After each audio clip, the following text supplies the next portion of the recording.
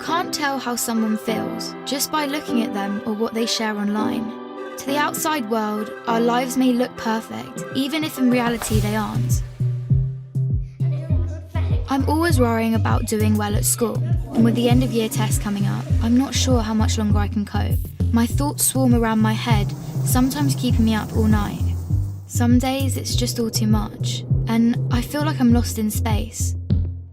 When I did badly on one of my tests, I just about kept it together until I got home. Then I broke down crying in front of my mum. She listened for a bit, and then she told me that, just like physical health, we all have mental health.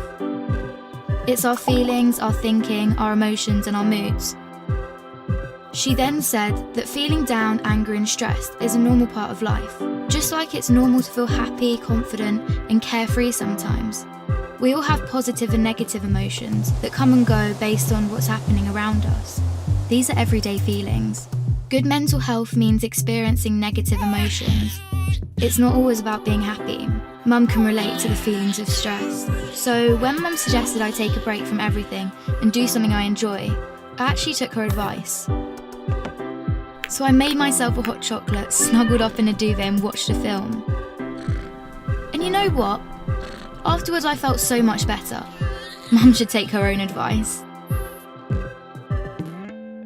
Most of us only ever share the good things. We don't like to share how we really feel.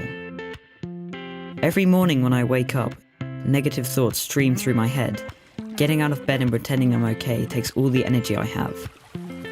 As the day goes on, the negative thoughts turn from a stream into a river. The water rushes through my head so loudly it's hard to concentrate in lessons. And some days it's so bad it feels like a waterfall that's trying to pull me over the edge. Everything is so overwhelming. I didn't think my friends would understand if I told them how down I was feeling. But when Sasha opened up to me about how stressed she was feeling, I told her. I wasn't sure how to bring up how I'd been feeling, so I started by saying that I didn't feel like myself. Just her listening made me feel like she understood. She told me some things that had helped her, so I tried them too, but it didn't make much of a difference. Even when I tried to be around my friends, I felt alone. The things I used to enjoy weren't fun anymore. I was really worried about Andre and not sure what to do. He was quiet and wasn't hanging out with us like he used to. So I asked our head of year for some advice. He suggested I get Andre to speak to him since his negative feelings weren't going away. I didn't want to speak to our head of year, but I also didn't want to keep feeling so down, so I went. He said that sometimes we have overwhelming feelings that can be more intense than our everyday feelings. These feelings hang around for a long time and change the way we feel, think, and behave. They can stop us doing what we want to in life. That's what I was going through. He also said that if we're physically unwell, we let people know, we ask for help. It should be no different with mental health. Sometimes our overwhelming feelings are brought on because of things in our life. Sometimes they happen for no reason at all. After hearing this, I felt much less alone and it felt good to talk. Scientists have found exercise can help when you're feeling low, so our head of year encouraged me to sign up to the school football club, which Sasha was already in.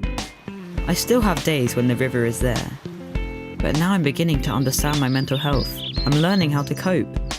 Our head of year reminded me that my friends, family, teachers, and lots of others at school are there to help just as much as he is. I had no idea the people around me could be so understanding. And while it's not always easy to talk about my mental health, the person I'm talking to might be able to help. If you don't feel like talking, that's fine. You could try writing, sports, reading, art, music, playing with your pet, whatever makes you feel better. If you're the person someone talks to when they're struggling, just listen with no pressure or judgment. You don't have to have the answer.